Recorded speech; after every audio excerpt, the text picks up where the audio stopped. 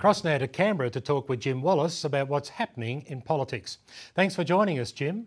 My pleasure, David. Jim, I understand the Freedom of Religion review came under the spotlight in the Senate estimates recently. Can you tell us what happened there? Well, it certainly did, David, and we were encouraged to see that when one of the commissioners had actually launched the review was placed before the Senate Estimates Committee and was asked what was the motivation for this review. Was it complaints-based? In other words, were there a series of complaints which had caused people to question freedom of religion?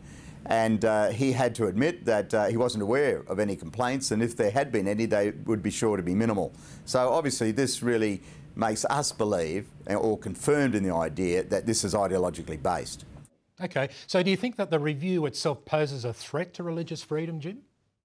Well, I do, David, because the outcome of this review could be that we have, for instance, racial and religious tolerance legislation at the national level. We've all seen what happens with that in Victoria. We should expect that if that were enacted, that we might have trouble, for instance, trying to see or have the discretion on who we employ in our schools and churches.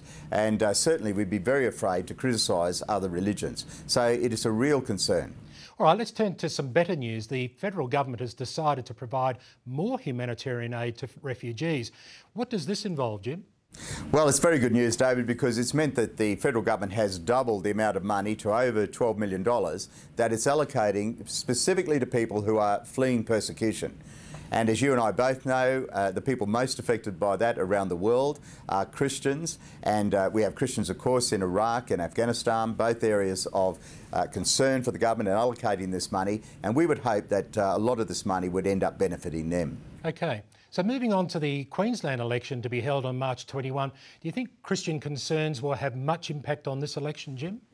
Well, I think, David, if we look at the impact that the Christian constituency had on all the state and territory elections last year, on, of course, the federal election before that, I would certainly hope that it would. And particularly as, of course, more recently, the two parties are getting closer in the competition for the Queensland election. So, yes, I think it will very much have an effect. Now, I hear that the Australian Sex Party is planning to get involved in this election. What's your reaction to that?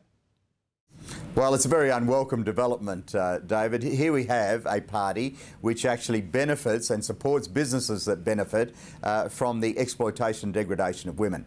So we have asked, and I would expect all Christians to ask, all parties, that all parties put this party and their candidates last, that they not give them any preferences. We're not Italy, we don't run prostitutes in elections so far, and we've really got to make sure that we don't become Italy in this regard.